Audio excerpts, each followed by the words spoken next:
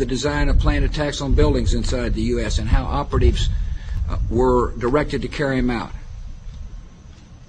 That is valuable information for those of us who have the responsibility to protect the American people. He told us the operatives had been instructed to ensure that the explosives went off at a point that was high enough to prevent people trapped above from escaping. He gave us information that helped uncover Al-Qaeda cells' efforts to obtain biological weapons. This is Building 7, a 47-story skyscraper that fell on the afternoon of September 11th. The government says that fire brought it down. However, 1,500 architects and engineers concluded it was a controlled demolition. Over 6,000 of my fellow service members have given their lives. And thousands of my fellow first responders are dying. I'm not a conspiracy theorist. I'm a structural engineer. I'm a New York City correction officer. I'm an Air Force pilot. I'm a father who lost his son. We're Americans, and we deserve... I lost my husband. My son. My uncle. My nephew. September 11th, 2001. Most people don't know a third tower fell that day. The government says fire brought it down. The collapse of World Trade Center 7 was primarily due to fires. I, along with 1,400 other architects and engineers, have found the government's conclusion to be physically impossible. Impossible. We need the truth about what happened that day. Go to rememberbuilding7.org. Why it fell, why it matters, and what you can do.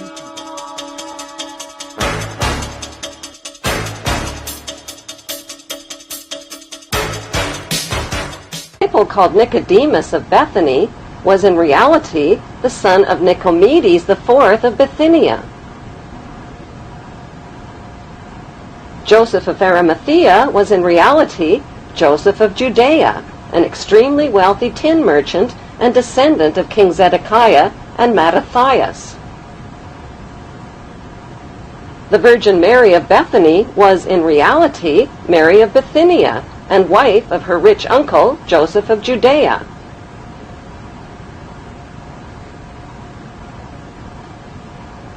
Mary Magdalene, Jesus of Nazareth, Thomas, and James were the wealthy royal offspring of Hebrew-Egyptian Ptolemy queen Cleopatra VII.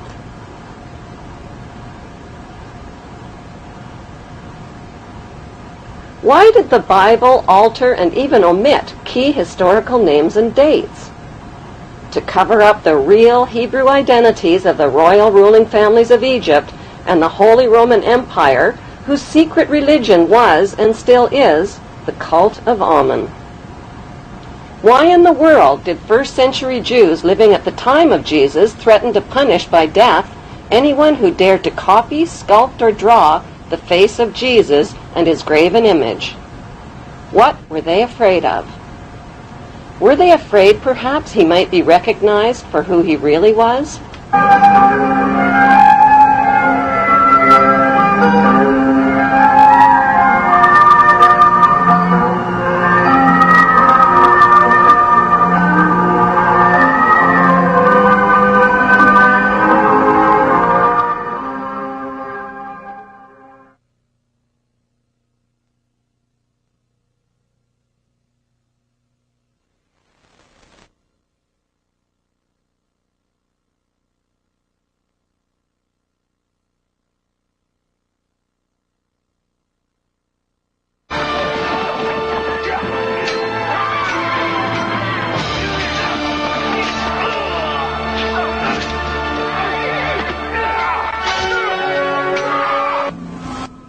After the crucifixion, a Jewish rebellion against Roman rule broke out in Jerusalem.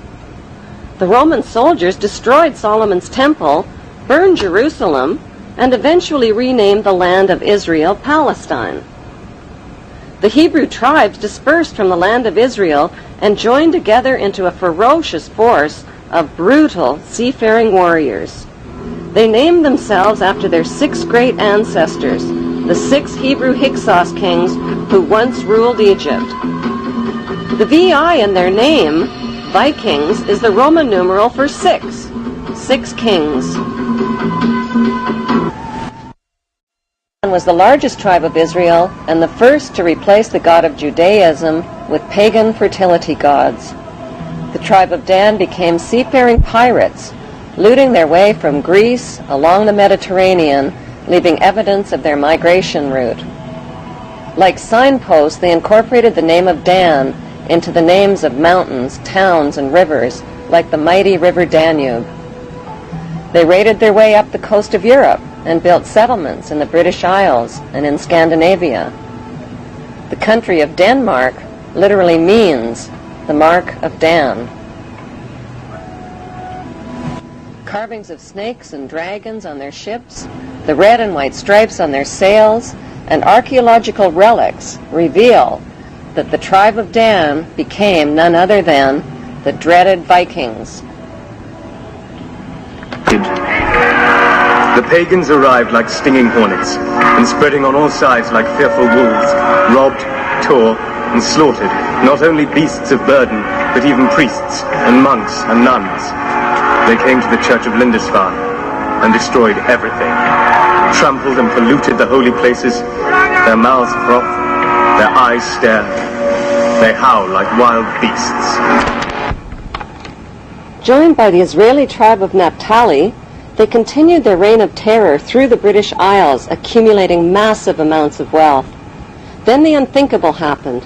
Their king, King Canute, was crowned King of England, Denmark, Norway, and Sweden in 1016 AD.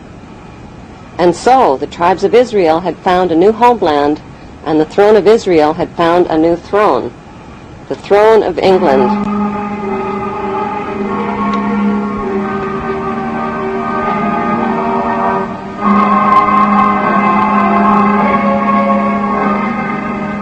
Danish royalty from the tribe of Dan intermarried and became related to almost all of the monarchies of Europe, including Queen Elizabeth of England. The bloodline of the tribe of Dan was firmly established in royal power circles. A unique Viking genetic disease called Dubitraz contracture, causing tightening of the tendons in the hand, give it a claw-like appearance. U.S. President Ronald Reagan and British Prime Minister Margaret Thatcher contracted the Viking genetic disease and are believed to be descendants of the Vikings, and thus descendants of the tribe of Dan.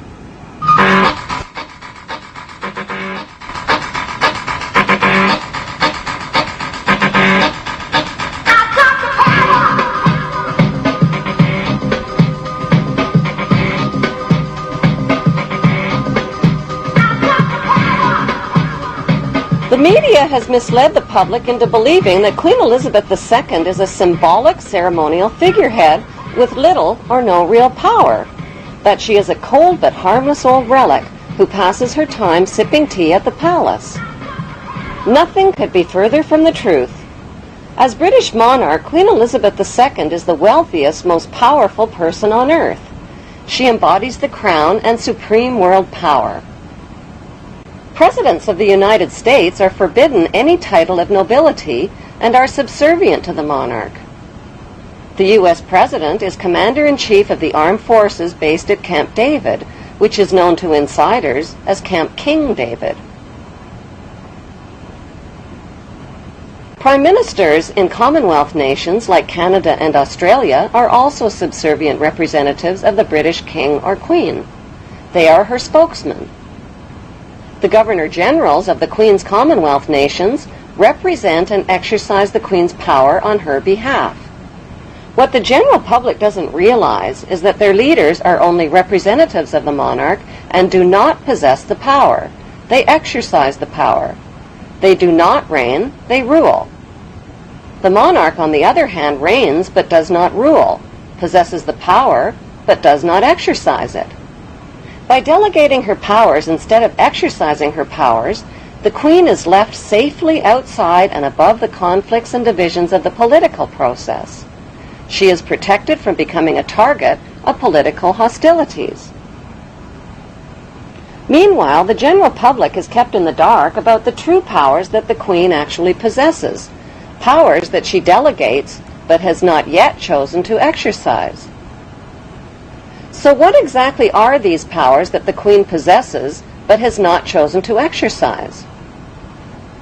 Her powers include the power to choose the Prime Minister and to dismiss the Prime Minister through her Governor-General, the power to dismiss ministers and the government, the power to dissolve Parliament and call new elections, the power to refuse legislation passed by Parliament, the power to command the armed forces and raise a personal militia. She has the power to read confidential government documents and intelligence reports, the power to declare a state of emergency and issue proclamations. She has the power to call elections and enact laws in Her Majesty's name. Few people realize that not a single law is passed without the Queen's consent. She has the power to exercise Crown prerogatives, which means the Queen can declare war through her Prime Minister without even the agreement of Parliament. She has the power to grant and bestow titles and honours like Sir, the power to pardon convicted criminals. So why has the Queen been allowed to legally possess all of these supreme powers? For the sake of tradition? What exactly is the meaning of the term the Crown? The Crown is defined as executive powers exercised in the name of the monarch. The actual crown itself, worn by the monarch, is a symbol of the Queen's executive powers. The Parliamentary Oaths Act of 1866 requires all leaders of 54 Commonwealth nations to swear an oath of loyalty to the Queen, not to the people who elected them. I swear by Almighty God that I will be faithful and bear true allegiance to Her Majesty Queen Elizabeth, her heirs and successors according to law, so help me God. Those who do not swear allegiance to the Queen are deemed unfit for office, including the Prime Minister, police, military, judges, legislators, lawyers, and public servants. New citizens to the Queen's Commonwealth nations must swear allegiance to Her Majesty the Queen. Public land in the Queen's colonies like Canada is called Crown land and includes Aboriginal land. Government corporations are called Crown corporations. The Central Bank of Canada and the Canadian Mint are Crown corporations independent of most government controls. Neither Canada nor Australia, two huge and independent countries in their own right, has dispensed with her services as their head of state. Forms, stationery, and printing are printed by the Queen's printer. Canadian warships